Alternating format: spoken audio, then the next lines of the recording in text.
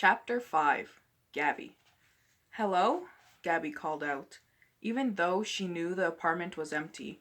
Her abuela, her mother's mother, always said that when you come home, you had to let any ghost know you were there.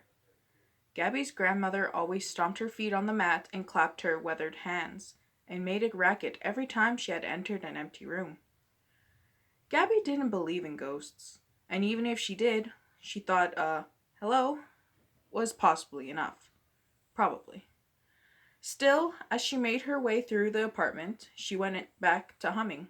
She sang to herself as she kicked off her shoes and dropped the bag of school supplies on the table.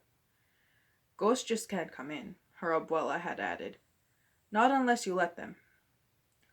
Are ghosts the only things? Gabby had asked. Her abuela had tutted. No, mija. Ghosts and monsters and angels and all those magic things, they all need your permission to come in. Why? Why? Why? Because it's a rule. They have different rules than we do. Rules about right and wrong and what is theirs and what is ours. Her abuela was a strange, superstitious woman. Don't ask why, just know it, her abuela had said. And keep the door closed. Gabby wished her abuela had come with them. She still lived in their old town. She called all the time, but it wasn't the same. Gabby's mom said she was too old to travel, but Gabby knew the truth. She had a fear of hospitals. Too many go in, too few go out, and would rather light candles for Marco from home. Gabby found a frozen lasagna in the fridge and popped it in the microwave. She wrapped her fingers on the counter, humming under the sound of the food cooking as her gaze wandered over the empty apartment.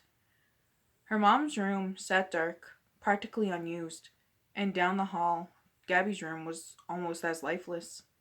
No dent in the wall from where Marco had thrown the ball and she'd failed to catch it. No scratch on the floor from when she tried to roller skate indoors. No notches on the doorframe from where they measured her height. Every time she flipped on the lights, she still found herself looking for those notches, as if one of the marks might have come with them from their old house. But none of them had. Marco had a room too, but he'd only slept in his bed one night between moving here and getting checked in at the hospital.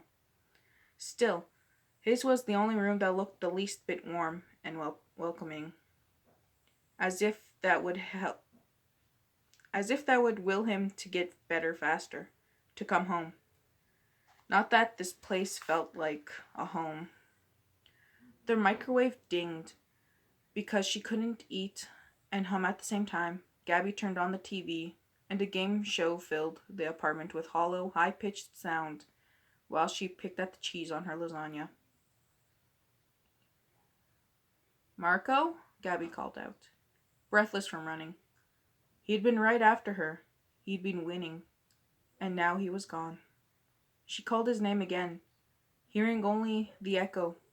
Marco, Marco, Marco, through the trees. Nothing else, not even his playful answer. Polo, Polo, Polo. Gabby kept climbing up the hill, but when she got to the clearing at the top, it was empty and quiet. Fear began to claw at Gabby. Marco, she cried out. But this time, there wasn't even an echo. The world ate up the words and left only silence. Thick and smothering, interrupting at last not by her brother's voice, but by a harsh, metallic alarm. Gabby woke up, her throat and eyes burning as the alarm on her bedside table blared. Mom? She called out, her voice shaky from the nightmare. No answer. She climbed out of bed and paddled through the apartment, but there was no sign of her mother. She felt a wave of sadness, followed by panic. Maybe there was a good reason her mom had stayed over at the hospital. Maybe something was wrong with Marco.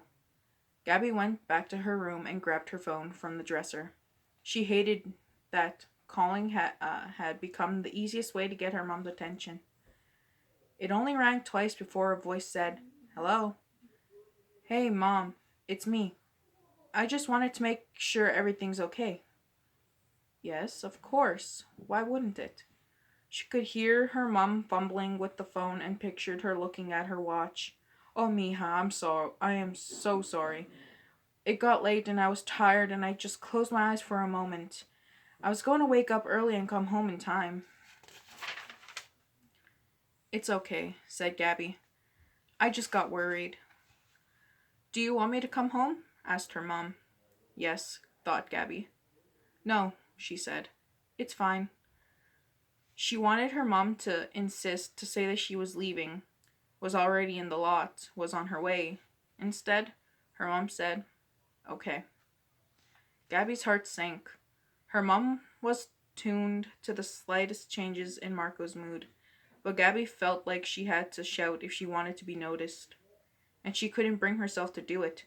Couldn't find the voice. "Have a great first day," added her mom. "I'll try." A few tears escaped down Gabby's face before she could wipe them away. She hung up and shook her head, chiding herself. This was 7th grade, not elementary school. She wasn't a little kid anymore. She didn't need her mom to see her off to class. This was her chance, her fresh start, and she couldn't let a silly little thing like the lack of kiss on the cheek ruin it. She focused on getting ready. Gabby stood at the mouth of her closet, surveying her wardrobe. Everything looked too bright, or too dull, or too big, or too tight. She hadn't gone shopping since before the move, and spent the summer in jeans and t-shirts, and hoodies because the hospital was always cold. Now she was terrified that there would be some major trend at Grand Heights Middle that she didn't know about. Back home, Alice had always known the latest styles, while Beth chose not to care about clothes. Gabby fell somewhere in the middle. Now she wondered, do the 12-year-old girls here wear skirts, headbands, leggings? She thought of Aria's blue leggings from yesterday and dug around in the drawer until she found a pair of green ones, so bright they must have been part of a Halloween costume. Reluctantly, she tried them on under a frilly skirt. She chanced a look in the mirror and grimaced.